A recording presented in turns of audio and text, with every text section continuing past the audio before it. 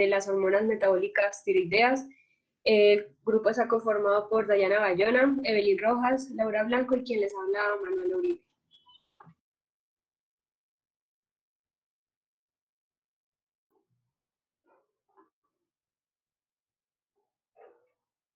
Bueno, entonces para poder comenzar a hablar sobre lo que es el metabolismo de lo que son las hormonas tiroideas, vamos a ver la ubicación de la glándula.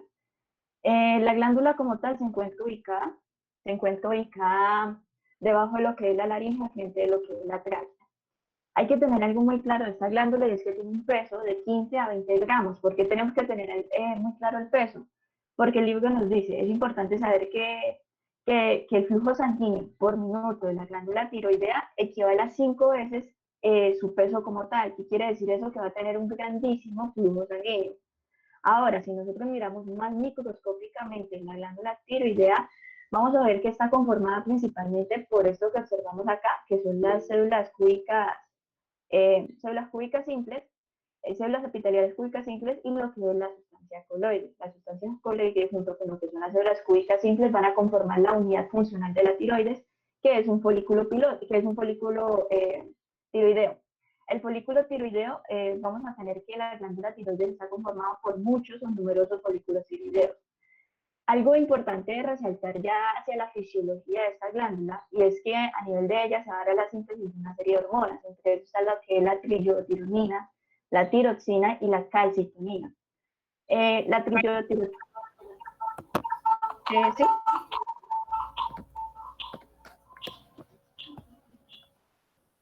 Continúo.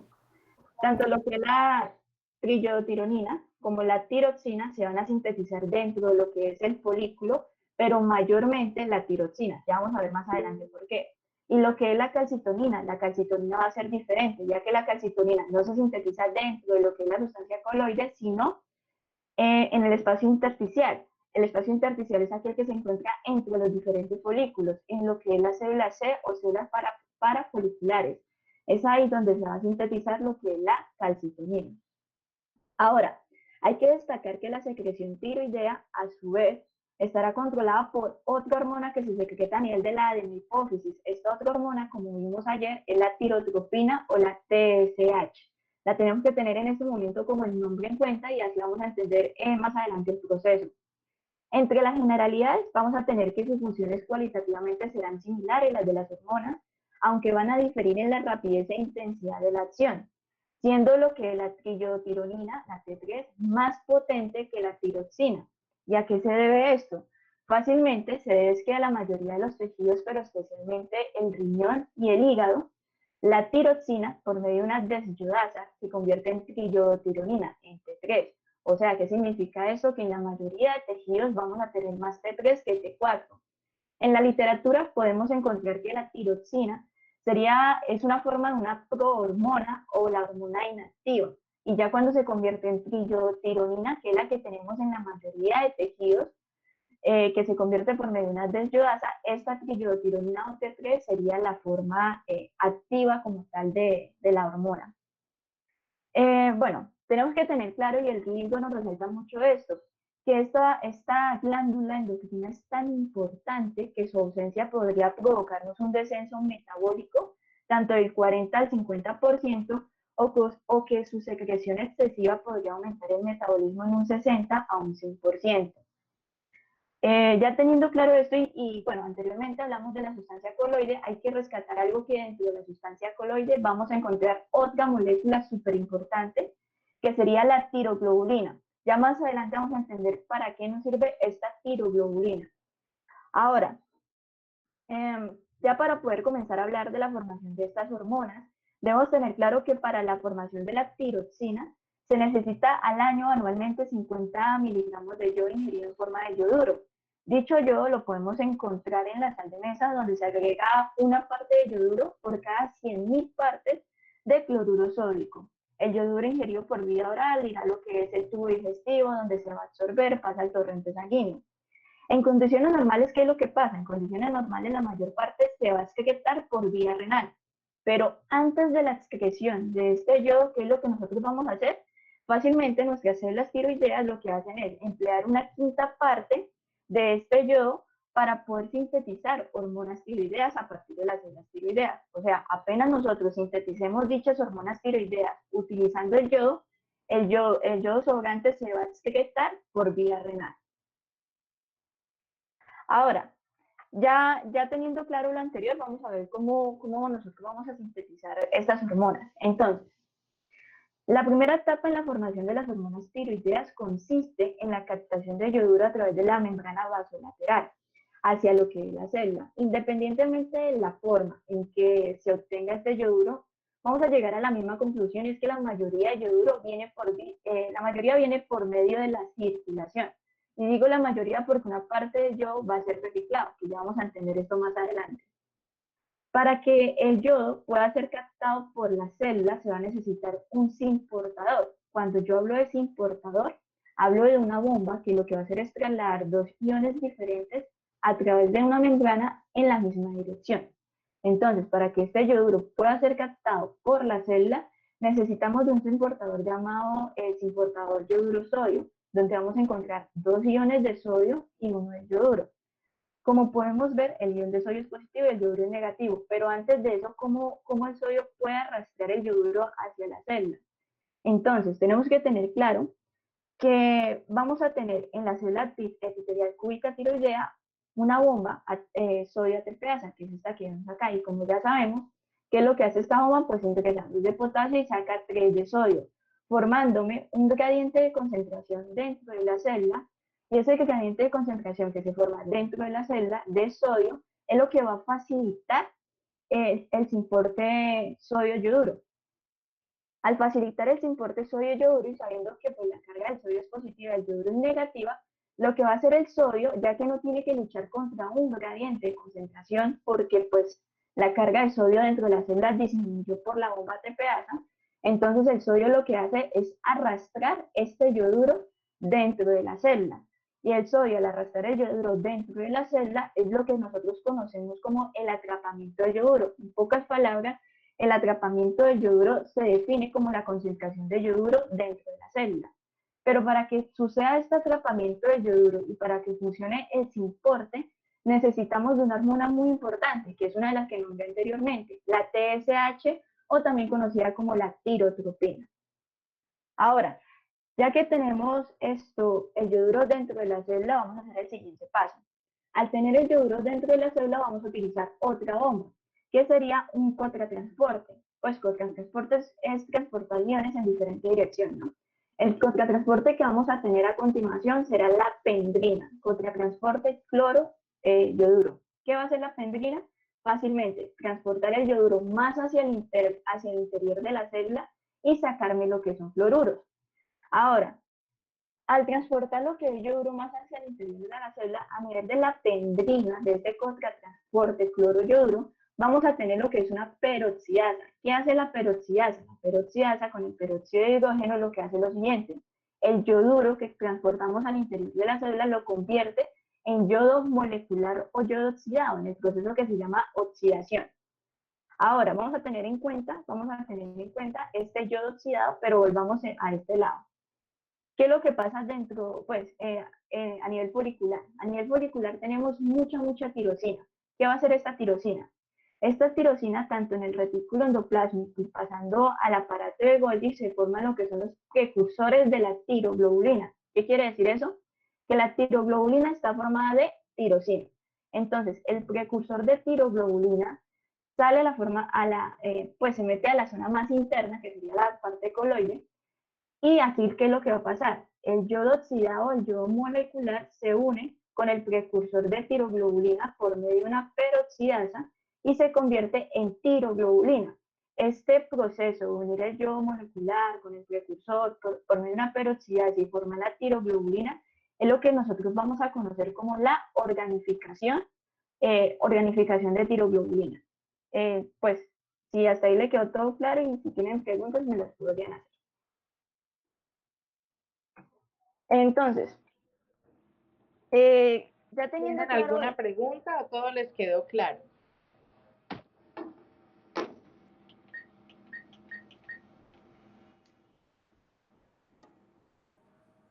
continúo. Entonces, profe, Sí, continúo. listo. Entonces, ya habiendo explicado lo anterior, ya podemos encontrarle más sentido a este párrafo del libro, que nos dice: las células tiroideas se encargan mediante lo que es el retículo endoplásmico y el aparato de Golgi de sintetizar y secretar una glucoproteína, que es la tiroglobulina. Como vimos en esta imagen, la tiroglobulina está formada a partir de tirosina. Aproximadamente 70 moléculas de tirosina contiene la tiroglobulina. ¿Qué es el sustrato? Esta tirosina será el sustrato principal que se combina con yodo, que esto es lo que ya vamos a ver más adelante, que se combina con yodo para formarme las hormonas tiroideas, formando estas hormonas dentro de la molécula de tiroglobulina. Y dice dentro de la molécula de tiroglobulina porque precisamente ella está formada de tirosina. Ahora, este parrafito de aquí lo vamos a entender con lo que sigue. El bloqueo a nivel del sistema de la peroxiasa o su ausencia congénica va a disminuir la velocidad de formación de hormonas tiroideas. Primero, ya vimos que la peroxiasa es muy importante para convertir el yoduro en yodo, para poder formar la tiroglobulina. Y ahora, ¿qué es lo que hace la peroxiasa también? Acelerarme el proceso de unión, de acoplamiento de la tirosina con el yodo, ya que normalmente, pues, la unión, bueno, que se une la tirosina con el yodo es un proceso lento. Pero gracias a una enzima llamada la tiroidea peroxiasa, es la encargada de acelerarme este proceso y que no sea lento. ¿Qué es lo que va a pasar ahora? Entonces, dentro de lo que era la tiroglobulina, vamos a encontrar principalmente lo que es la monoyodotirosina y la diyodotirosina. Pero ¿cómo se da esta formación? Entonces, ya sabemos que la tiroglobulina está formada a partir de tirosina. Aquí estamos dentro de una tiroglobulina. ¿Qué es lo que va a pasar? Una tirosina, el aminoácido tirosina, se une con un yodo, perdón. Cuando la tirosina se une con un yodo, lo que va a formar es la monoyodotirosina, porque apenas se une con uno, mono. Cuando se une con dos yodos, se forma la diyodotirosina. Ahora, ¿qué va a pasar? Si yo combino la monoyodotirosina o hago un acoplamiento, que ahí ya vemos el término, de la monoyodotirosina con la diyodotirosina, formo lo que es la triyodotironina o T3, que pues la triyodotironina es que tiene tres grupos, tres yodos como tal. Yo formo la triyodotironina T3. Ahora, aquí nos dice el texto, nos dice, vamos a encontrar otro tipo de T3 que se llama la triyodotironina reversa, pero que no va a tener importancia fisiológica en el ser humano. ¿Qué es la diferencia?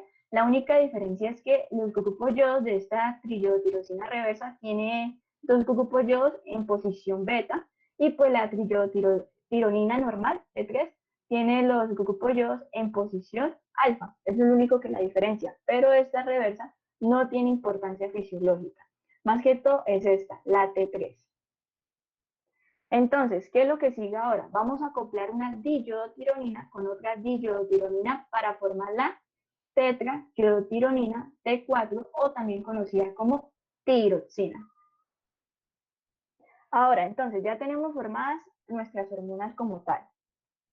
¿Qué es lo que vamos a hacer a continuación? Pues vamos a almacenar. Entonces, la glándula tiroidea es una de las únicas glándulas endocrinas que va a tener la capacidad de almacenar grandes cantidades de hormonas. Nos dice que apenas termina la síntesis de estas hormonas tiroideas, cada molécula de tiroglobulina va a tener esa capacidad de almacenar 30 moléculas de tiroxina, recordando que la tiroxina en la mayoría de tejidos es la que se convierte en triyodotironina, por eso se sintetiza más tiroxina, y algunas de triyodotironina. De esta forma, se va a almacenar una cantidad para cubrir las necesidades normales de 2 a 3 meses. Con esto de que cubre las necesidades normales de 2 a 3 meses, nos da a entender por qué cuando hay una deficiencia de estas hormonas, los síntomas no van a aparecer de una, sino que aparece tiempo después. Pues porque de alguna manera nosotros tenemos una reserva de este tipo de hormonas, ¿no? Ok, entonces, el libro nos dice lo siguiente: la mayor parte de la tiroglobulina no se libera a la sangre circulante, sino que es preciso que se divida, se enzima, se separe en tiroxina y triyodotironina de la molécula de la tiroglobulina. O sea que necesitamos que de esta molécula se libere tanto la triyodotironina y la tiroxina para que estas dos pasen al torrente sanguíneo y ahí a realizar sus diferentes funciones, para que se puedan secretar de forma libre. Pero ¿cómo vamos a hacer eso? ¿Cómo sucede esto dentro de nuestro cuerpo? Entonces, tenemos acá, eso es la tiroglobulina, como ya sabemos, la tiroglobulina tiene MIT, DIT, que esto es monoyodotirosina, diyodotirosina, T3, T4 y T3 inversa, reversa. Entonces, ya tenemos lo que es la tiroglobulina. ¿Qué es lo que va a pasar? La tiroglobulina, por medio de pinocitosis y formando vesículas de coloide, va a entrar hacia la célula y ¿qué es lo que va a hacer? Esta sustancia coloide, lo que va a hacer, en esta vesícula van a actuar unas enzimas lisosomales por medio de una proteólisis. Esas enzimas lisosomales por medio de una proteólisis que actúan acá van a liberar tanto T3, T4, MIT y DIT. T3 y T4 lo que van a hacer es pasar a circulación sanguínea, eso es lo normal, hacia los capilares. Pero ¿qué pasa con monoyodotirosina y diyodotirosina? Entonces, la monoyodotirosina y diyodotirosina, como les dije anteriormente, van a ser el yodo que está en ello va a ser reciclado. ¿Por medio de qué? Por medio de la desyodación, utilizando una enzima que se le conoce como la desyodasa. Entonces, la desyodación o la desyodasa no libera tirosina, no libera yodo para que se vuelva a hacer todo el proceso. Esto sería la vía de reciclaje. La vía de reciclaje funciona a partir de una desyodasa. Ahora, ¿qué más nos dice? Bueno, también nos dice que parte de la tiroglobulina, que está compuesta de MIT, DIT, T3 y T4, entran por medio de endocitosis, pero para entrar por medio de endocitosis necesita formar un complejo con una proteína que se encuentra en la porción luminal de la membrana. Esa proteína, ¿cuál va a ser? Va a ser la megalina. Entonces vamos a formar un complejo que se va a llamar tiroglobulina, megalina, y este complejo como tal se almacena dentro de las células foliculares como una reserva. A partir de acá sucede lo mismo. ¿Qué pasa? Llega lo que son las enzimas lisosomales, la proteólisis, libera T3, T4, la MIT y la DIT son recicladas de nuevo.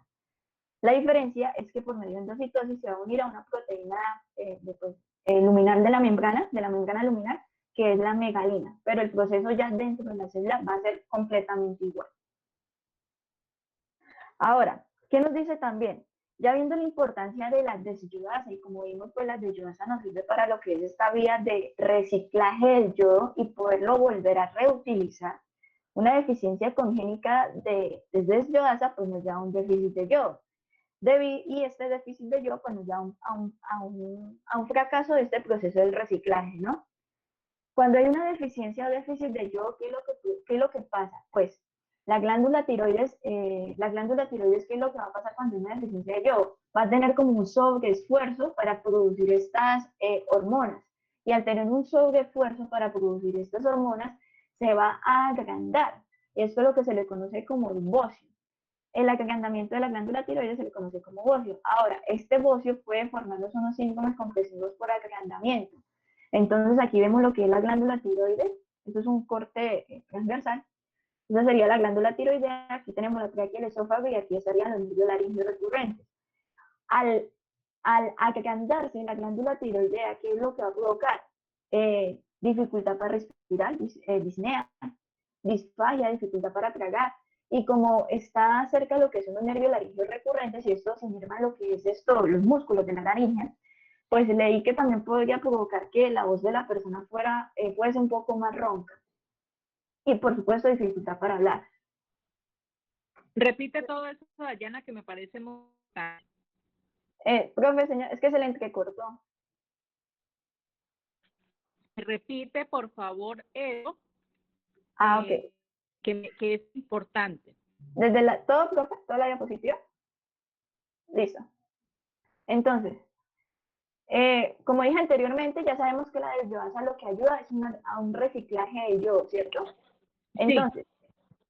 Como pues la desyodasa ayuda al reciclaje de yodo y por ende hay una deficiencia congénita de esta desyodasa, pues que va a haber también un déficit de yodo. El déficit de yodo va a ser lo mismo, lo que hace el déficit de yodo es un sobreesfuerzo de la glándula tiroides para producir estas hormonas. Es como el corazón, si al corazón no le llega suficiente sangre, él se sobreesfuerza y hay una hipertrofia. Igual ocurre con la glándula tiroides. Como no tiene suficiente yodo, la glándula tiene un sobreesfuerzo y por ende se agranda. El agrandamiento de esa glándula tiroides se le conoce como bocio. Y al agrandar esa glándula tiroides y por sus relaciones anatómicas, va a producir unos síntomas compresivos por agrandamiento. Vemos que la glándula tiroides tiene una asociación anatómica, una relación anatómica con la tráquea, con el esófago, con los nervios laringeos recurrentes que se encuentran aquí. Entonces, ¿qué va a pasar? Va a pasar una disnea, dificultad para respirar, una disfagia, dificultad para tragar, una dificultad también para hablar, pues la voz de la persona es un poco más ronca, dado que hay una compresión de estos nervios laringeos recurrentes, y recordemos que los nervios laringeos recurrentes inervan casi todos los músculos de la laringe, menos el músculo cricotiroideo, si no estoy mal, pero casi todos los músculos de la laringe son inervados por ellos. Entonces, eso es lo que se produce por el síndrome compresivo, por un agrandamiento de la glándula tiroides y por una deficiencia de yodo congénita.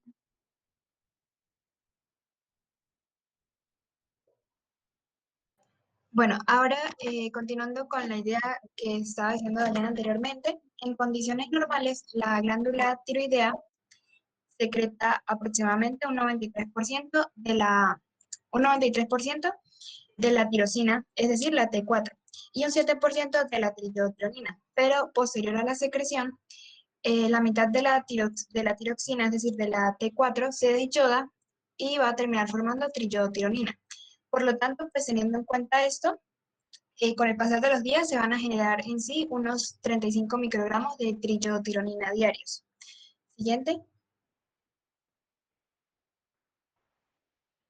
Ahora bien, en cuanto al transporte, hay cuando la tirosina y la triiodtironina llegan a la sangre, hay unas proteínas que se van a encargar de transportarlas, que es la globulina fijadora de la tirosina, la prealbúmina y la albúmina fijadora de la tirosina.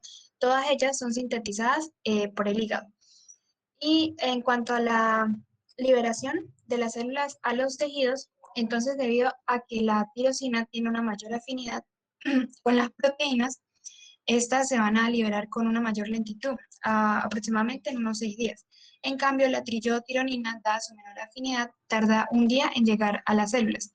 Y al entrar a las células, tanto la tirosina como la triiodtironina se unen nuevamente a proteínas intracelulares, pero la tirosina lo hace con mayor fuerza que la triiodtironina. Y bueno, nuevamente se vuelven a almacenar en proteínas, pero ya son propias de las células diana. Y pues en la parte de abajo pueden ver la anterior. La que está como azulito es la globulina fijadora de la tirosina y la otra es la prealbúmina. Ahora sí, siguiente. Bueno, entonces en cuanto al comienzo lento y acción prolongada de las hormonas tiroideas, hicieron como un experimento o lo intentaron probar.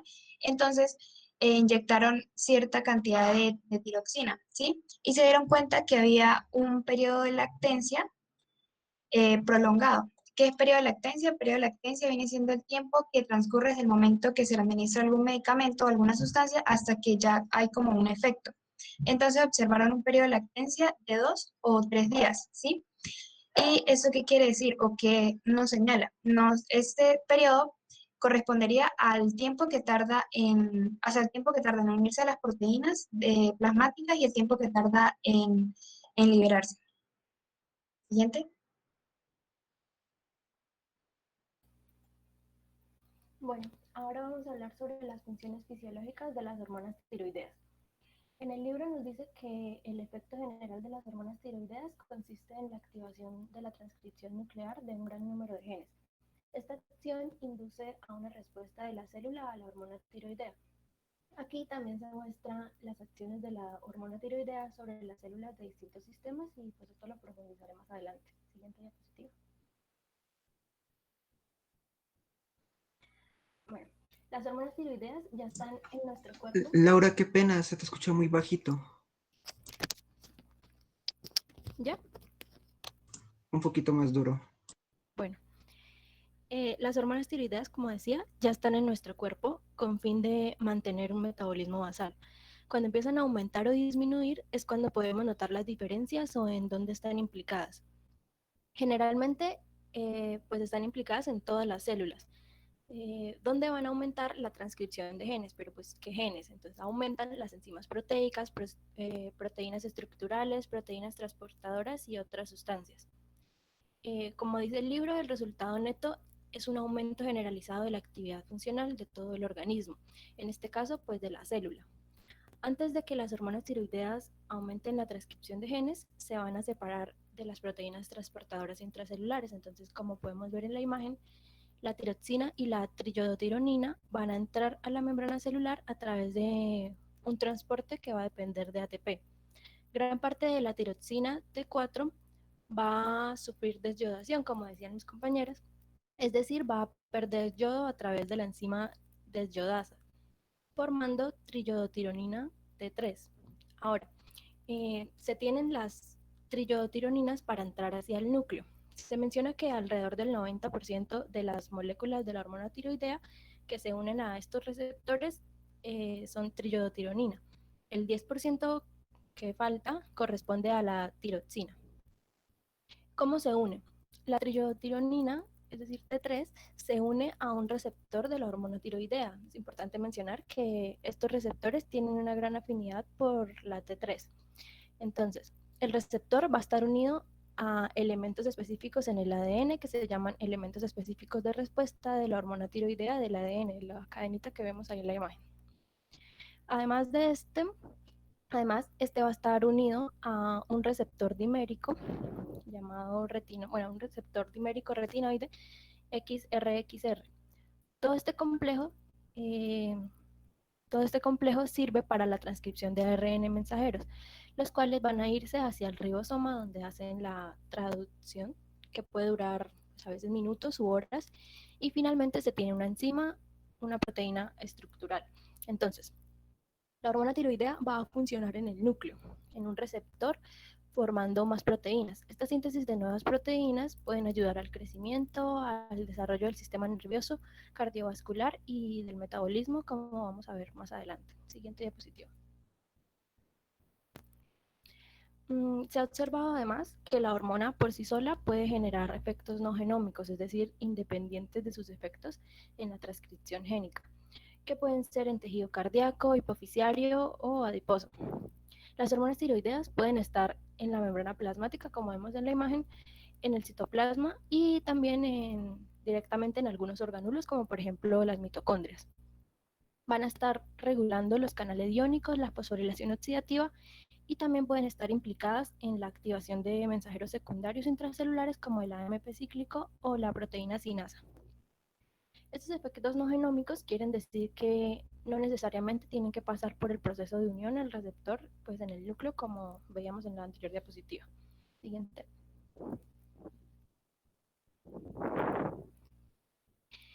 Bueno, reconociendo lo anterior, vamos a ver que en un aumento de esta hormona, por lo general vemos que va a aumentar el metabolismo basal de un 60 a un 100%, pues por encima del valor normal. ¿Esto qué quiere decir o por qué aumenta? Como decía antes, la hormona tiroidea va a aumentar la síntesis de proteínas y al aumentar la síntesis de proteínas va a haber un aumento de la velocidad de utilización o el consumo de alimentos como fuente de energía para generar pues, las proteínas que se están sintetizando. Además de esto, como aumenta el metabolismo basal, pues también aumenta el catabolismo proteico. Entonces, la hormona tiroidea va a aumentar la síntesis de proteínas, pero también va a aumentar el catabolismo proteico. Este sistema de aumentar la hormona tiroidea puede aumentar la velocidad del crecimiento de las personas jóvenes, los procesos mentales y aumento de secreciones de glándulas, y más adelante lo profundizaré también. Siguiente diapositiva. Un efecto directo de estas hormonas sería sobre las mitocondrias. Normalmente las hormonas tiroideas entran por difusión pasiva a las células. En el libro nos dan un ejemplo de una célula animal a la cual la hormona tiroidea T3 y T4 van a entrar y van a excitar a las hormonas a las mitocondrias. Y estas mitocondrias se empiezan a multiplicar en número y tamaño, por lo cual empiezan a generar más ATP y ese ATP al final se traduce como el aumento de la función celular de pues, toda la célula. Además, como las hormonas tiroideas también aumentan el metabolismo y toda la síntesis de proteínas y la actividad celular, las mitocondrias tienden a aumentar su número y tamaño, pues con el fin de cumplir las necesidades de la célula o saciarlas. Las hormonas tiroideas también pueden facilitar el transporte de los iones. La trillodotironina entra al núcleo, como ya lo había dicho, pasa al ribosoma por el ARN mensajero y allí se encarga de generar un transportador. En específico, nos mencionan la bomba sodio-potasio con ATP o bomba sodio-potasio ATPasa. Esta lo que va a hacer por lo general es pues, sacar el sodio y permitir la entrada de potasio, pero necesita ATP, es decir, necesita energía. Al hablar de energía entendemos que se genera calor. Entonces, la hormona tiroidea al final de cuentas puede generar el aumento del calor, el aumento de la energía y el aumento de ATP, según las necesidades que requiera la célula. Además, el sodio, pues como se generó la bomba sodio-potasio ATPasa, va a haber un nivel bajo de sodio intracelularmente o en el interior de la célula, por lo cual se activa el bombeo de otra bomba. Entonces se va a generar la bomba de sodio que permite la entrada de este hacia el interior de la célula. Estas dos bombas o toda esta actividad genera un aumento súbito de calor y que se traduce pues en el aumento de todo el metabolismo. Siguiente diapositiva. Otro de los efectos de la hormona tiroidea es el crecimiento. En el libro nos menciona que en los renacuajos esta hormona es elemental para la metamorfosis del renacuajo en rana. En la especie humana se ve manifestado sobre todo en los niños en edad de desarrollo. En niños con hipotiroidismo, es decir, pues los niveles bajos de estas hormonas, estos niños tienden a tener un menor crecimiento o baja velocidad de crecimiento. Pero niños hipertiroideos, es decir, hormonas tiroideas elevadas, tienden a tener una velocidad de crecimiento pues, muy alta, lo cual genera un crecimiento excesivo y un crecimiento excesivo del esqueleto y al final se pueden observar muy altos para su edad. Este desarrollo veloz termina por cerrar tempranamente la epífisis y finalmente pues, se tiene un crecimiento breve que en su edad adulta, cuando ya llegan a la edad adulta, comparando la estatura a la que hubiesen tenido sin hipertiroidismo, pues es muy baja. En la etapa embrionaria todavía no.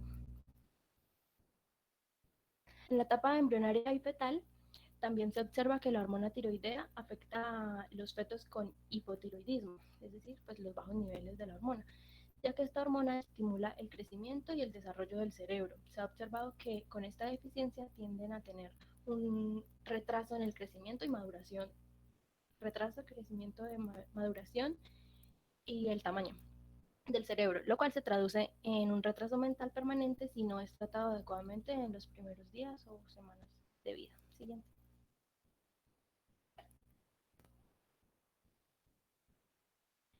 Bueno, vamos a encontrar otros efectos sobre funciones específicas.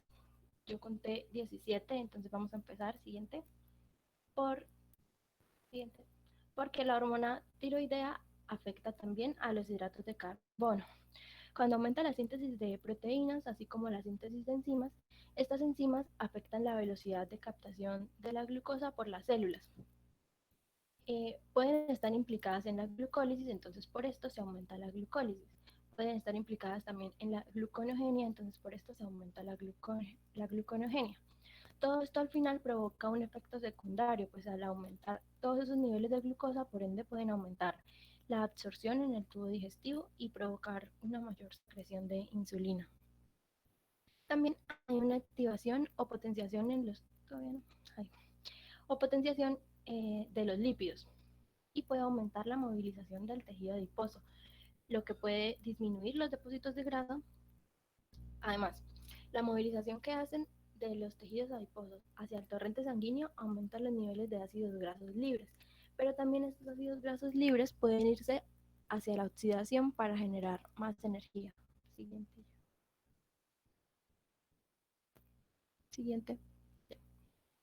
Cuando la hormona tiroidea está aumentada, vamos a poder observar niveles altos de ácidos grasos por lo que había mencionado, de la movilización de los ácidos grasos del tejido adiposo.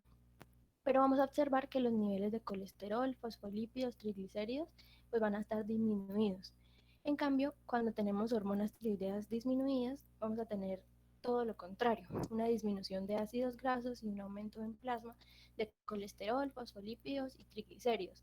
Esto puede conllevar a una arteriosclerosis grave y a un depósito excesivo de lípidos pues, en el hígado. Uno de los mecanismos para reducir la concentración plasmática de colesterol consiste en el aumento de secreción de colesterol hacia la bilis y pues, la pérdida a través de las heces. En los hepatocitos, esta hormona tiroidea entra en el núcleo y genera un receptor de LDL, es decir, la hormona puede aumentar los receptores de LDL y estos receptores por lo general pues son ricos en colesterol. Entonces, cuando hay un hipertiroidismo tendríamos una reducción en plasma de colesterol con el aumento de receptores LDL. Pero cuando hay un hipotiroidismo, estos receptores LDL no están en la membrana del hepatocito y por ende pues no pueden estar recibiendo o capturando los LDL. También la hormona tiroidea va a aumentar la necesidad de vitaminas. ¿Por qué?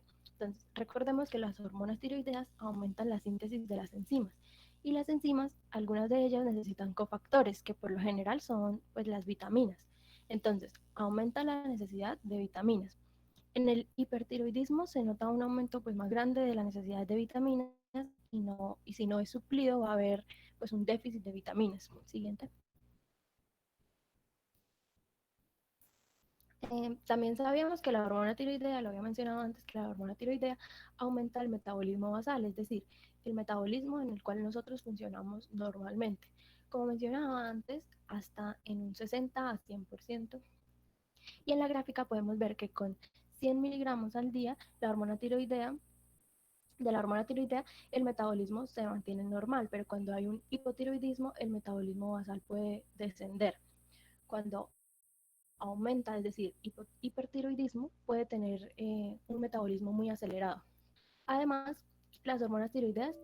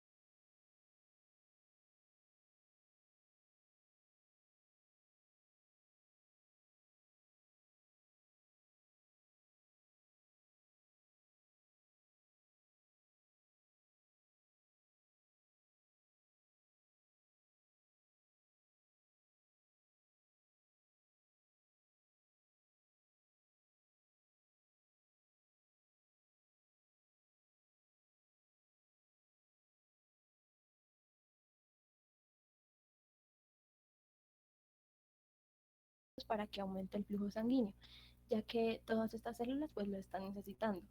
Además, como el flujo sanguíneo ha aumentado, el corazón se ve afectado. Hay un aumento del gasto cardíaco hasta de más del 60%. También se observa que la frecuencia cardíaca aumenta mucho. De hecho, pues son pacientes que tienen taquicardia. Por eso se cree que la hormona tiroidea tiene un efecto directo de excitabilidad hacia el corazón que aumenta la frecuencia cardíaca cuando pues esta hormona aumenta. ¿Qué pasa cuando disminuye la hormona tiroidea? Todos estos sistemas disminuyen, el flujo sanguíneo, el gasto cardíaco, todos y todo al contrario. También va a aumentar la fuerza cardíaca. Cuando la hormona tiroidea está aumentada levemente, hay una actividad enzimática aumentada que tiende a aumentar la fuerza del corazón. Este sistema es parecido a cuando se tiene febrícula o fiebre. Y pues durante el ejercicio, es decir, aumenta la fuerza del corazón para estar bombeando y bombeando más sangre. Pero cuando hay un aumento excesivo y prolongado de la hormona, tiende a disminuir la fuerza del corazón. ¿Esto por qué sucede? Debido a que si recordamos, la hormona tiroidea aumenta el catabolismo proteico, este exceso y prolongado eh, aumento del catabolismo de proteínas tiende a disminuir la actividad enzimática, lo que causa un músculo cardíaco deprimido. Se traduce en un músculo cardíaco deprimido. Se traduce como una disminución de la fuerza pues, del corazón y cuando esto pasa se tiende también a aumentar el gasto cardíaco para comenzar todo esto. Estos pacientes con aumento de hormona tiroidea tienden a descompensación cardíaca y secundaria puede dar también un infarto de miocardio. Siguiente. También va a aumentar la presión parcial. Cuando se administra o se inyecta la hormona tiroidea, la presión arterial media permanece dentro de los valores normales, pero los valores, bueno, no, pero los factores, como el incremento del flujo sanguíneo, los latidos cardíacos aumentados, en un exceso de hormona tiroidea tienden a aumentar también la presión sistólica de 10 a 15 milímetros de mercurio y también pueden disminuir pues, la diastólica. También va a haber un aumento puede haber un aumento de la respiración cuando hay hipertiroidismo, pues al aumentar el metabolismo también aumentan los metabolitos, es decir, aumenta la utilización de dióxido de carbono, lo cual aumenta la frecuencia cardíaca y la profundidad de la respiración. También está implicada en la motilidad digestiva. Esta hormona tiroidea normalmente favorece la secreción de los jugos digestivos, la motilidad de los jugos digestivos, de la motilidad del aparato digestivo, del apetito y del consumo de alimentos. Cuando hay hipertiroidismo sucede lo que es la diarrea, debido a una aceleración del tránsito intestinal y alteraciones en el transporte electrolítico. Y por su parte, en un hipotiroidismo sucede lo que es el estreñimiento, debido a que provoca una disminución del movimiento intestinal y del funcionamiento digestivo, condicionando pues así a un tránsito digestivo que se vuelve lento. Siguiente.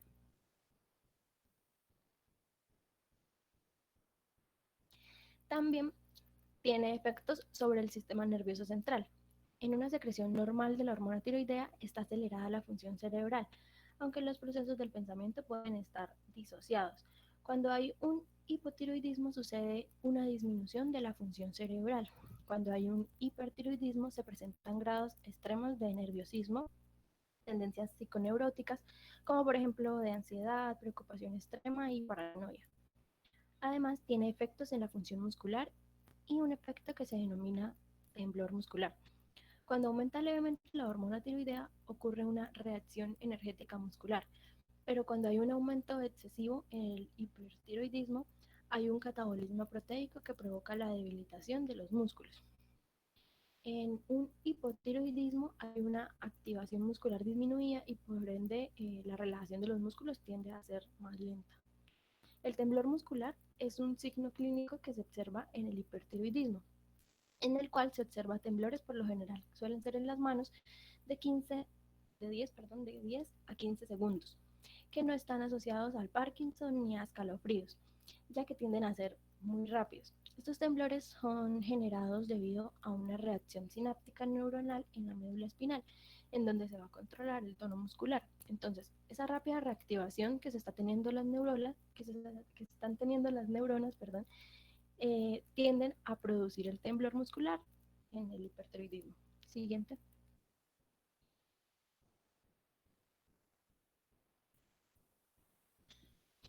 Hay también efectos en el sueño. Cuando existe hipertiroidismo, el músculo se debilita. Esto se refleja como un cansancio en el paciente y también va a aumentar la función cerebral, lo cual produce nerviosismo extremo. Por lo tanto, la persona tiende a tener dificultad para conciliar el sueño.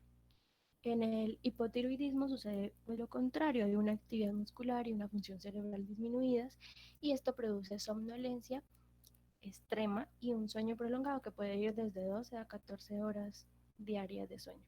Siguiente.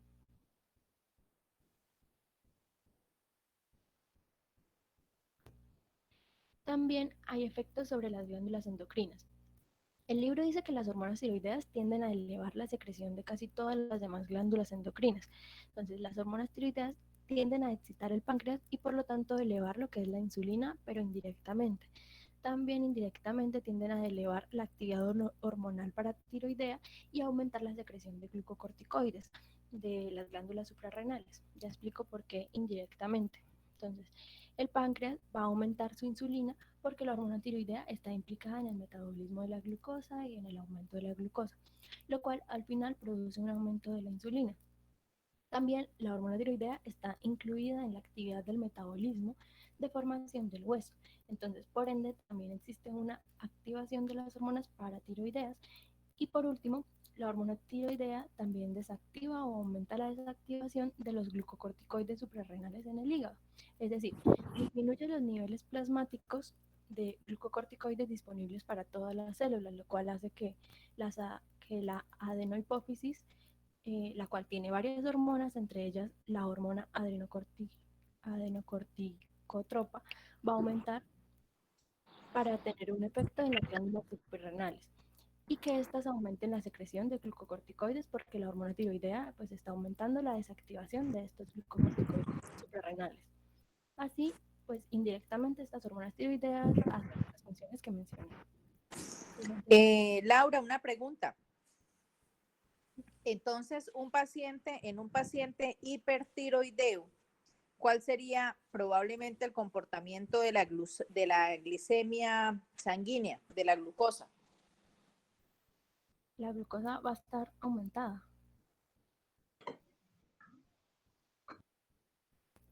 Por eso se da la secreción de insulina. O sea, se aumenta la secreción de insulina. Listo. Y entonces, si se secreta la insulina, ¿qué pasa?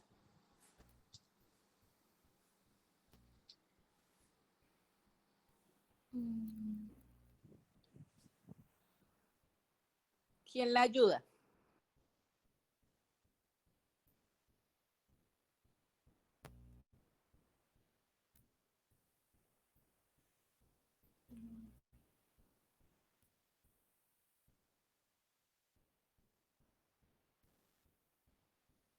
No, pero... ¿Profe, una posible hipoglucemia? De pronto no hipoglicemia. Bueno, estamos hablando de un hipertiroidismo, sí, exacto. ¿Por qué? Para que le expliques a Laura. No, pues si aumenta los niveles de glucosa, pues me imagino que eso se reabsorbe, pues pensaría yo que eso, pero No, Dios mío. Porque los niveles de insulina van a metabolizar la glucosa. Exacto. Si ella misma lo acaba de decir, volvemos a la misma historia de siempre. La idea no es venir a leer, la idea es que ustedes den una interpretación y la idea es que basados en esa interpretación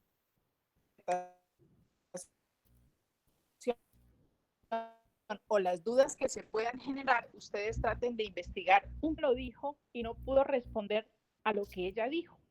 Entonces, en un estado de hipertiroidismo, que no necesariamente siempre tiene que ser así porque el cuerpo puede controlarlo, entonces se va a inducir un mayor metabolismo desde el hígado, ¿cierto? La glucosa, una neoformación, una gluconeogénesis, y entonces pasa a la sangre mayor glucosa. Efectivamente, se va a generar un estado de hiperglicemia, pero ese estado de hiperglicemia será censado inmediatamente por el páncreas. Y el páncreas lo que va a hacer es empezar la producción de insulina, siempre buscando llevar esos niveles al estado normal. ¿Listo? Entonces, aspecto importante para tenerse en cuenta. La otra cosa que me parece muy importante que ustedes se tengan en mente es el hecho de lo que está ocurriendo de la función cardíaca, las implicaciones de hormonas tiroideas de la función cardíaca, como lo estaban diciendo. Si es un paciente que no tenga dignos antecedentes, Profe, qué pena interrumpirla, cardiovasculares, pero qué pena interrumpirla, pero es que se le está entrecortando mucho y casi no se lo entiende. Es que es el internet, efectivamente. ¿Ya me escuchan?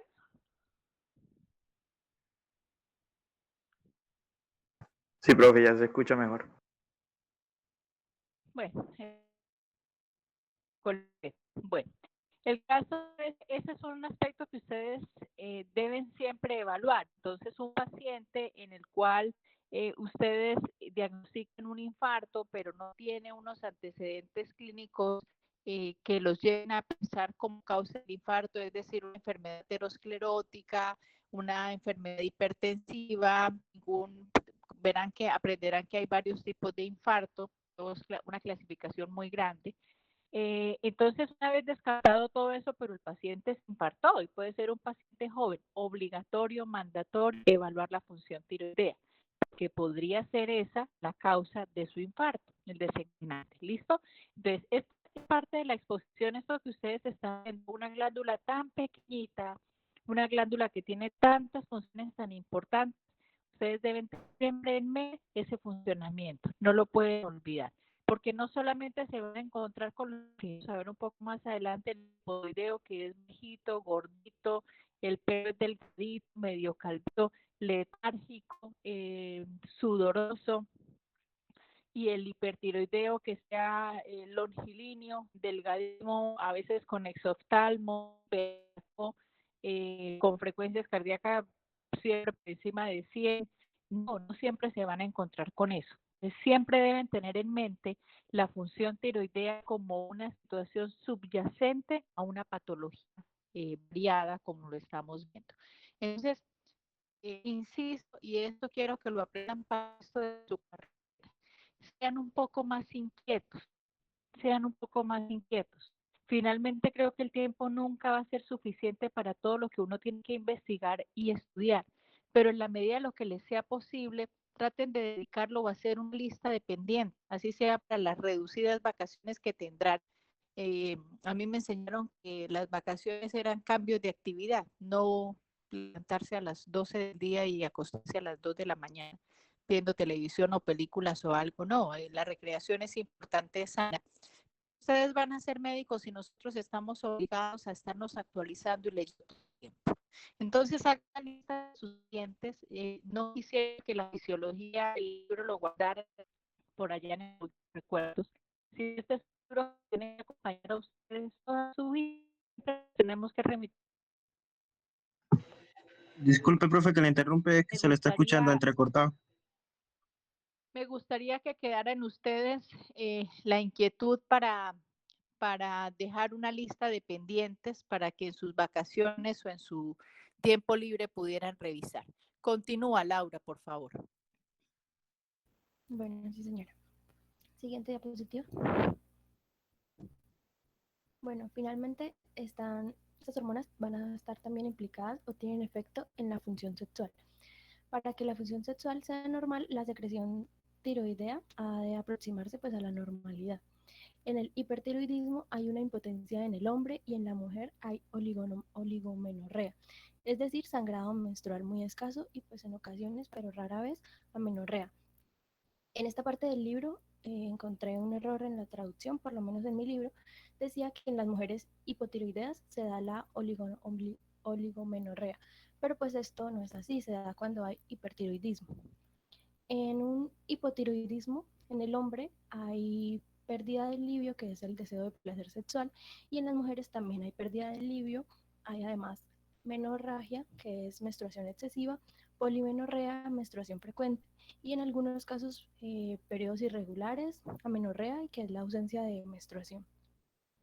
Se dice que la acción de esta hormona tiroidea sobre las glándulas no puede circunscribirse a la acción específica, sino que tiene otros efectos metabólicos para que los sistemas que acabo de mencionar anteriormente funcionen pues adecuadamente. Siguiente. Ahora les voy a hablar sobre la regulación de la secreción de hormonas. Siguiente, por favor. La TSH adenohipoficiaria incrementa la secreción de la tiroides, la secreción tiroidea, perdón. Entonces, ¿qué es lo que pasa? La TSH, denominada también, es una hormona adenohipoficiaria.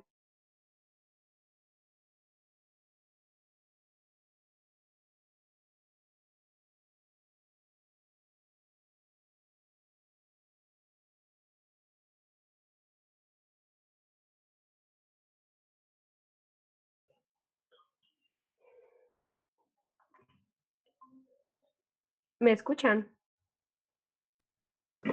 Sí. ¿Me pueden decir en qué queda? Es que se me fue el internet por un momento. En el título. Bueno, entonces comienzo otra vez. La TSH adenohipoficiaria lo que hace es incrementar la secreción tiroidea.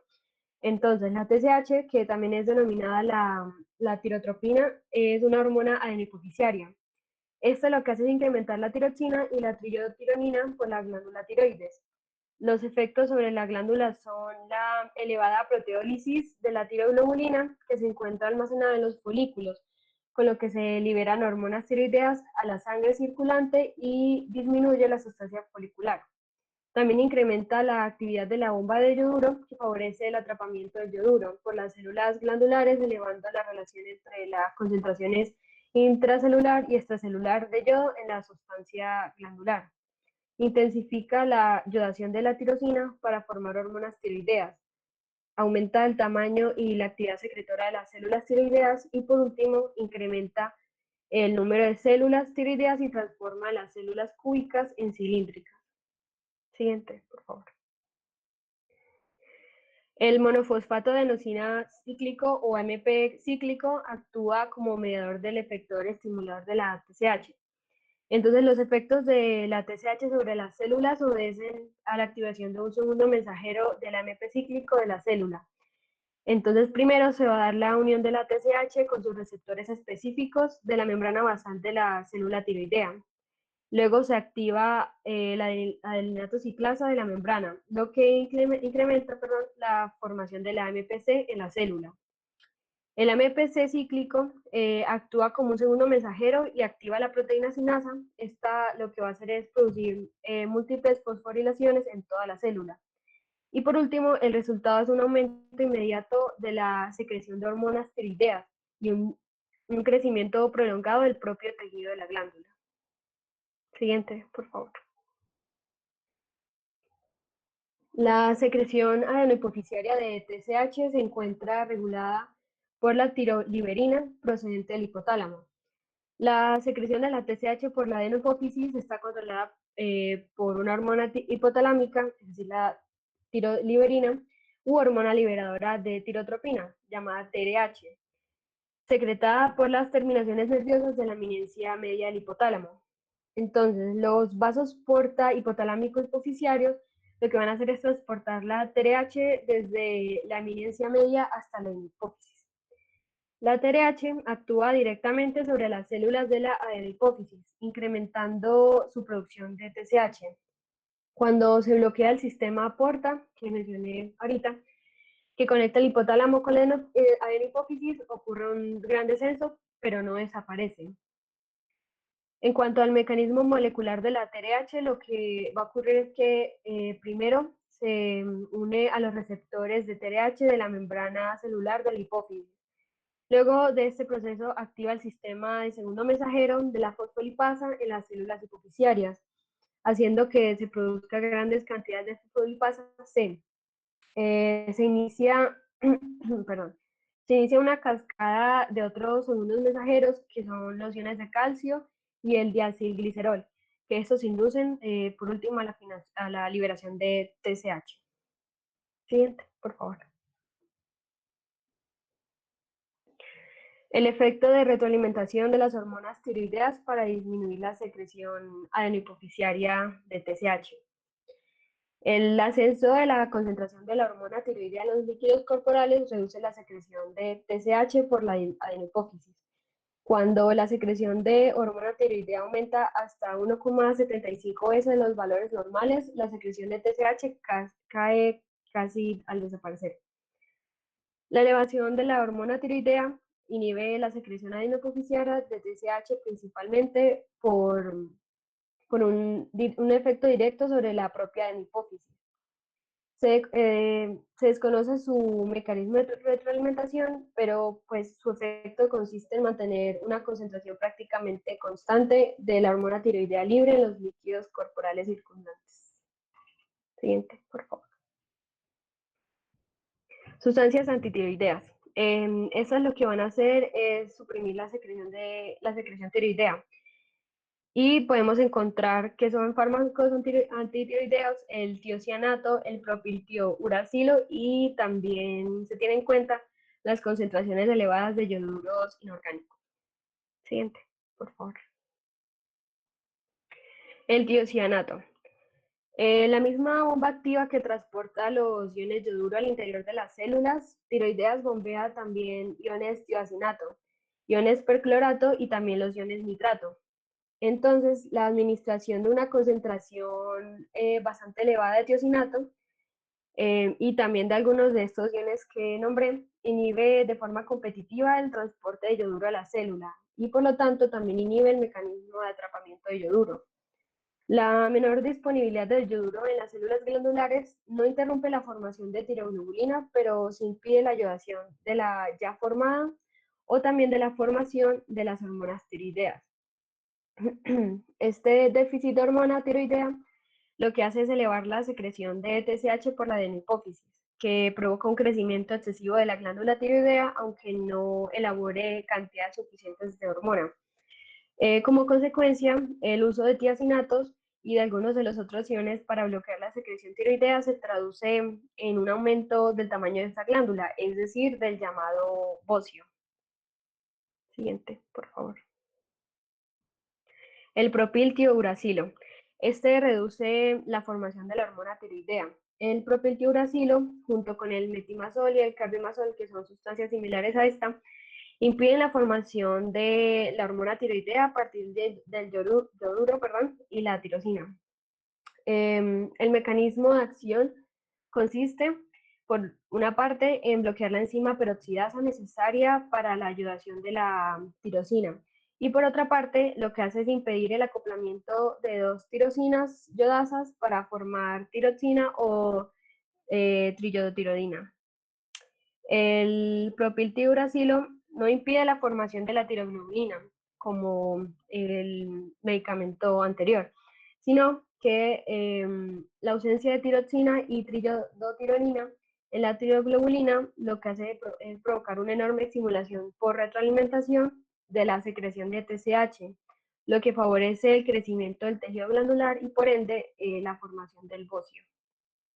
Siguiente. Las concentraciones elevadas de yoduro.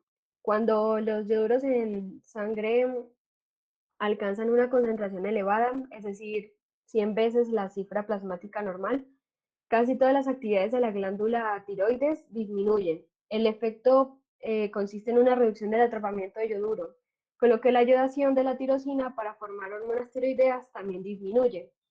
El bloqueo inmediato de la secreción de hormona tiroidea hacia la sangre también es una consecuencia. ¿Y por qué? La endocitosis normal del coloide de los folículos por las células glandulares tiroideas se paraliza con las concentraciones elevadas de yoduro. Esto constituye la primera fase de la liberación de las hormonas tiroideas a partir del coloide almacenado, por ende, su bloqueo. Y pues las concentraciones elevadas de yoduro lo que hacen reducen todas las fases de la actividad tiroidea, disminuyen ligeramente el tamaño de la glándula tiroides y en especial su aporte sanguíneo. Siguiente, por favor. Bueno, ahora continuando con el hipertiroidismo, esta es pues una enfermedad que se caracteriza porque hay un aumento de tamaño de la glándula tiroides y también un aumento de la secreción de 5 a 15 veces mayor de su valor normal.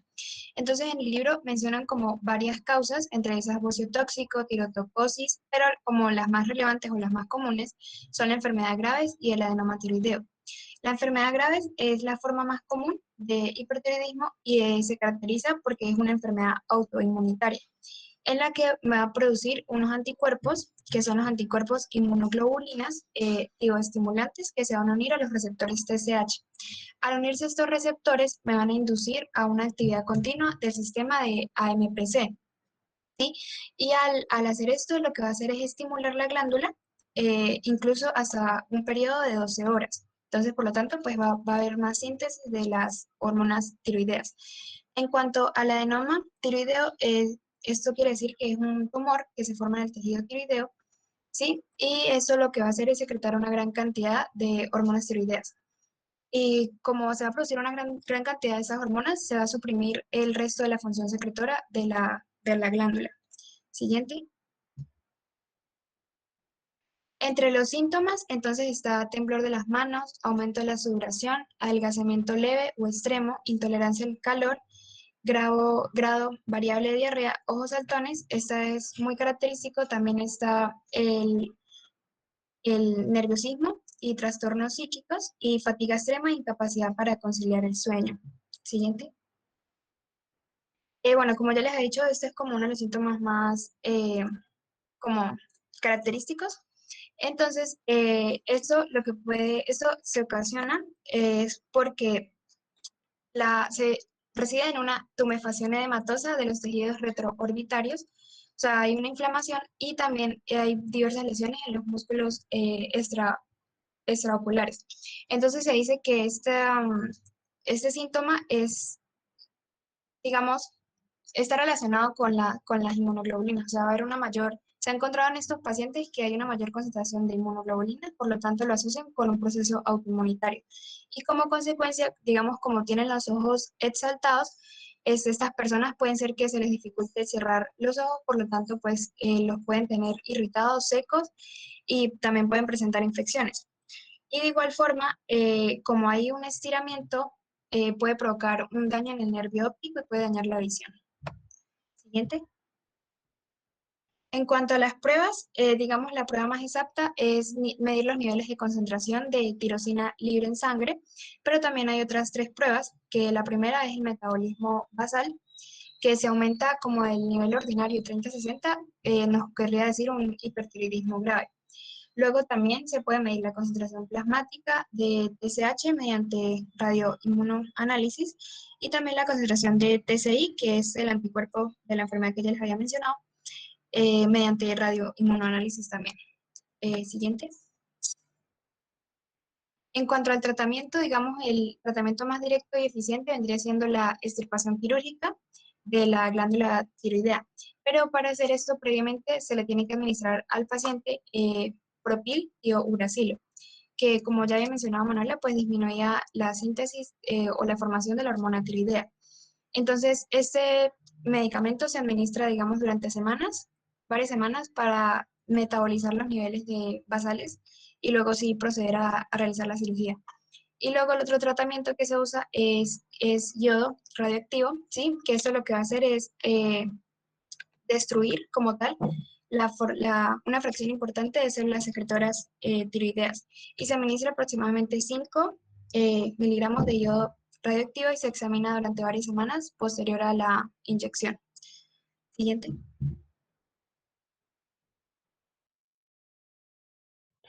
Ahora les hablaré sobre el hipotiroidismo.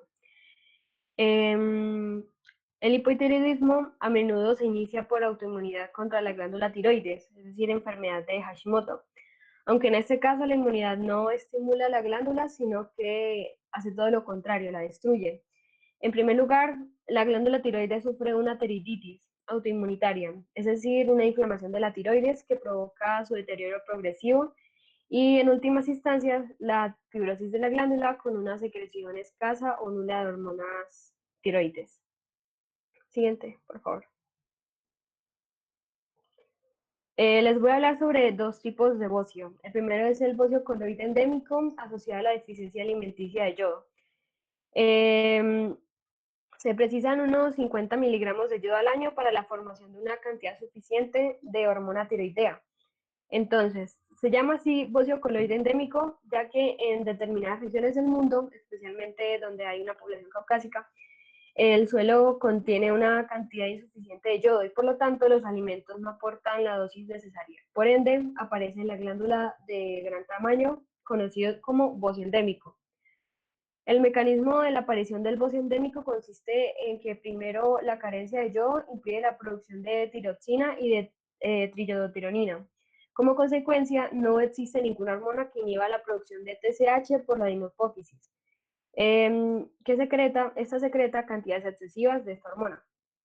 La TSH estimula las células tiroideas para que secreten cantidades enormes de tiroglobulina coloide al interior de los folículos y el tamaño de la glándula aumenta cada vez más.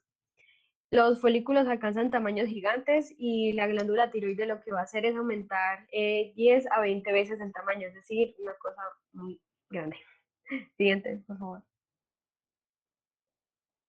El otro tipo de bocio es el bocio coloide idiopático no tóxico. Este no está relacionado con la deficiencia de yodo, sino que esas glándulas bociosas elaboran a veces cantidades normales de hormona tiroidea, pero lo más común es que la secreción hormonal como tal esté deprimida, como sucede pues en el bocio coloide endémico. En sí se desconoce la causa exacta del aumento del tamaño de la glándula tiroides que se observa en los pacientes con bocio coloide idiopático, pero casi todos ellos presentan signos de tiroiditis leve. Se ha sugerido que la tiroiditis provoca un ligero hipotiroidismo que aumenta la secreción de TSH y favorece el crecimiento progresivo de las porciones de la glándula que no están inflamadas. En algunas personas con bocio coloide, las glándulas tiroides presentan una anomalía en el sistema enzimático necesario para la formación de hormonas tiroideas. Esas anomalías consisten en la deficiencia del mecanismo de atrapamiento del yoduro con bombeo suficiente de yodo a las células tiroideas. En el sistema de peroxidasas defectuoso, es decir, que los yoduros no se oxidan para formar yodo. El acoplamiento defectuoso de la tirosina yodada en la molécula tiroglobulina. Se traduce en que no se puede formar la hormona tiroidea final. Y el déficit de la enzima desyodasa, que impide la recuperación de yodo a partir de las tirosinas yodadas que no se han acoplado para formar las hormonas tiroideas. Esto supone 2/3 partes de todo el yodo y por consiguiente la deficiencia de yodo. También cabe resaltar que existen alimentos que contienen sustancias posiógenas que ejercen cierta actividad antitiroidea similar a la del propiltiuracilo, perdón, inducen un aumento de tamaño de la glándula tiroides, estimulado por la TSH, es decir, este alimento es el col y los nabos. Siguiente, por favor. Las características fisiológicas, independientemente de la causa del hipotiroidismo, es decir, no importa si es tiroiditis, bocio coloide endémico o coloide idiopático, destrucción de la glándula por radiación extirpación, siempre van a estar las mismas características fisiológicas que Laura ya las mencionó y explicó anteriormente. Siguiente, por favor. Pero les voy a hablar sobre el mixedema. El mixedema se desarrolla en personas cuya función tiroidea es prácticamente nula. Pueden ver ahí en la foto, es una paciente de esas características con grandes bolsas bajo los ojos y tumefacción facial. Esa enfermedad se caracteriza por razones que aún no se conocen, pero también por la presencia de cantidades muy elevadas de ácido hialurónico, y de sulfato de condroitina, que se unen a proteínas y forman un exceso de gel tisular en los espacios intersticiales, con el consiguiente aumento de la cantidad total de líquido intersticial. Siguiente, por favor. También podemos encontrar la arteriosclerosis en el hipotiroidismo. Entonces, como se mencionó anteriormente, la ausencia de la hormona tiroidea aumenta la concentración sanguínea de colesterol a causa de una alteración del metabolismo de los lípidos y del propio colesterol, y de una menor excreción hepática de colesterol hacia la bilis. La elevación de colesterol sanguíneo se asocia a menudo con un incremento de la arteriosclerosis. Por consiguiente, muchos pacientes con hipotiroidismo lo que van a hacer van a sufrir con el tiempo de arteriosclerosis y que a su vez va a originar una enfermedad vascular periférica, también sordera, coronariopatía extrema y la muerte prematura. En cuanto al diagnóstico, vamos a encontrar que la tiroxina libre en la sangre es baja. El metabolismo basal en la mixedema oscila entre -30 a -50. Y por último, la secreción de TSH por la hipófisis cuando se administra una dosis de prueba de TRH suele incrementarse notablemente. En cuanto al tratamiento, vamos a ver que resulta muy sencillo mantener el nivel constante de la actividad de la hormona tiroidea en el organismo con la administración oral de uno o más comprimidos de tiroxina al día, como lo había mencionado Evelina anteriormente con un gráfico. Ese tratamiento adecuado en el paciente con hipotiroidismo lo que va a hacer es lograr una normalidad completa en su vida diaria. Siguiente.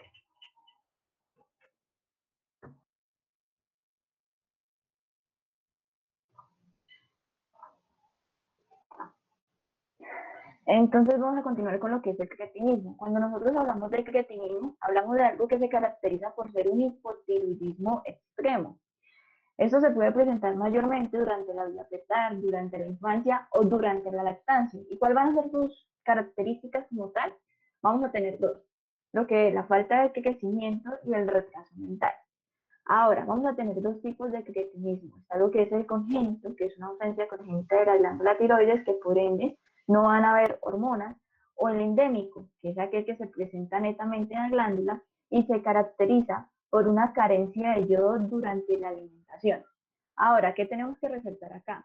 Dado que durante la vida uterina algunos neonatos recibieron cierta cantidad de la hormona tiroidea, así carezcan de las glándulas tiroides, van a tener un aspecto normal y funciones normales, pero varias semanas después los movimientos del niño pueden ser lentos y persiste un retraso de crecimiento tanto físico como mental.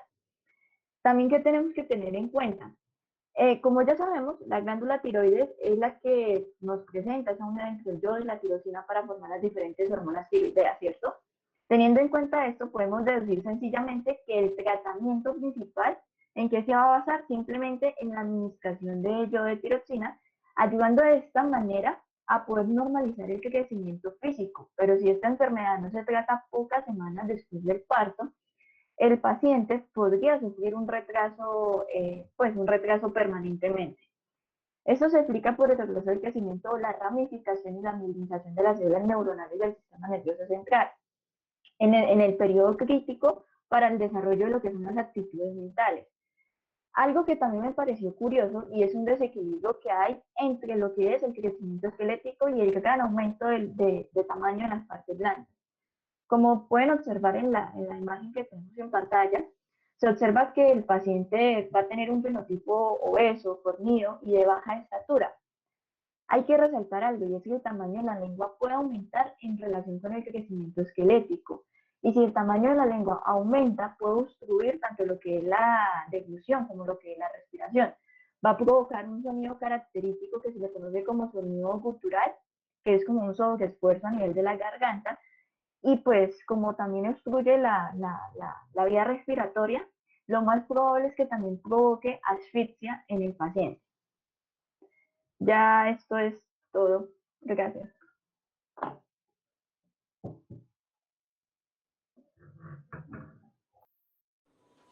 Listo, muchas gracias. Así que ya saben lo que quieren decir cuando le dicen cretino a alguien, ¿no? De ahí proviene la palabra.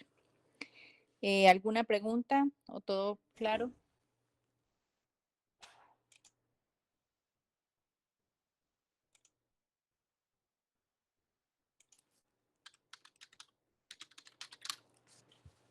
Hay otra exposición hoy, ¿cierto?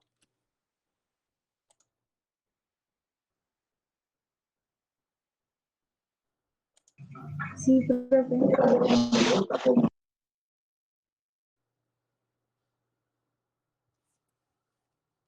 Bueno, sigamos entonces. Profe, Sí. esto, pues, es que lo que usted preguntó por chat, quisiera saber si lo que pienso estoy en lo correcto o tal vez estoy errónea. A ver, responde. Pues el paciente puede tener una TSH menor, dado que tiene muchísima producción de hormonas tiroideas y por ende va a tener un hipertiroidismo. Pero al tener producción de hormonas tiroideas, o sea, la T3 y la T4 pueden estar normal, pero la TH está menor, es porque ese hipertiroidismo puede enviar señales a nivel de lo que es el hipotálamo, inhibirme lo que expuso mano, inhibirme lo que es la TRH, esta como tal no puede pasar a la adenohipófisis, y si no pasa a la adenohipófisis por el sistema porta, va a haber una disminución de la TSH, porque ya tenemos mucho. Ok. ¿Eso estoy en erróneo o es correcto? Está bien. ¿Y entonces qué? Entonces el paciente se va a comportar ¿cómo? ¿Como hipotiroideo o como hipertiroideo? Como hipertiroideo. Hipertiroideo, sí señora. Repite nuevamente la respuesta. Hipertiroideo. Sí. ¿Sí? Repite nuevamente la respuesta. Todo, profe, o sea, de lo que es la TRH. Sí, para que los compañeros lo tengan claro. Esa pregunta era muy importante porque ustedes se pueden encontrar con eso. Una TSH que está por debajo del valor normal, una T4 que es normal, que no sería lo esperado, pero entonces eso nos daría indicios de que el paciente es un hipertiroideo subclínico en este momento. Ok, entonces, esto, pues lo que hizo fue como compararlos con lo que sucede en la mácula, es como parecido. Bueno, la TRH, ¿no? Entonces sabemos que la TRH se secreta a nivel de lo que es el hipotálamo, y según lo que expuso Mano y lo que leemos en el libro, esto se transporta a la adenohipófisis por medio del sistema porta. ¿Qué es lo que pasa? Si tenemos muchísima hormona tiroidea o tenemos lo normal, pues no, tenemos mucho porque tenemos un hipertiroidismo. Hay sobreproducción de estas hormonas.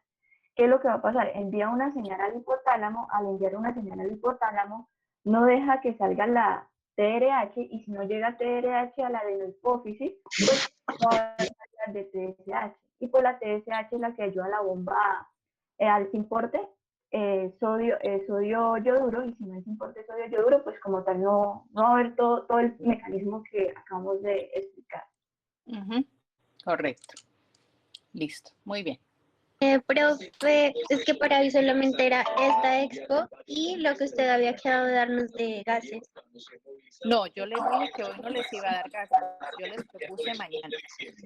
Pero creo que, o Andrea, me corrige, pero en el chat ustedes me escribieron que con uno de los grupos no había problema, faltaba por confirmar el otro. Que les dije que no tenía ningún problema, hay alguien que tiene el micrófono abierto,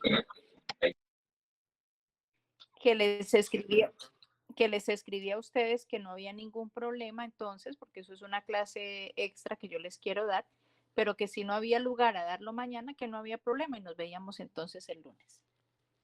Ay, profe, entonces hubo una confusión porque Rubén escribió en el grupo de monitores gases viernes y CAP 77 y usted nos dijo que sí. Entonces, pues... A ver, y busco el chat. Sí, profe, fue el calendario. Gastro. Calendario que habíamos. Gases, no es una clase, mira, si no hay lío, porque la propuesta que yo les hice a ustedes fue para el sábado. Entonces ustedes me dicen, profe, los compañeros, que si podemos ver la clase. ¿Sabes de pronto cuál fue el problema? Que yo pensé que hoy era, que mañana era sábado. Mañana en la mañana antes de no mentiras, mañana clase de mañana en la mañana antes de inmunología sería a las 6 y en la tarde serían las exposiciones, no sé qué le parece. Y yo les respondí, gastro, profe, usted dijo que iba a profundizar ese tema, es gases. No, es una clase con un taller de interpretación, creo que tiene mucho valor para hacerlo así. Si no, no hay lío y nos vemos mañana en la tarde y el lunes. Dice, pues el B si quiere está por confirmar el A. Los que quieran, está bien, les escribí yo. AM mañana, viernes, gases. Sí, tienes razón, yo respondí que sí, pero en mi cabeza se quedó realmente que fuera el sábado, porque ya hoy en la tarde no alcanzábamos. Entonces, pues me dicen cuándo podemos dar esa clase entonces, si no les queda el tiempo ya. En unos minuticos entonces les mando el quiz, les aviso. No se desconecten y ya en unos minutos. Profe, qué pena molestarla. Quería hacerle una pregunta que varios me estaban preguntando y yo le escribí al chat. Hay un micrófono que está con mucho ruido. Ahora sí, Andrea, la pregunta. Profe, ¿será que podemos dejar el parcial para el miércoles 16? Tú me hiciste esa propuesta.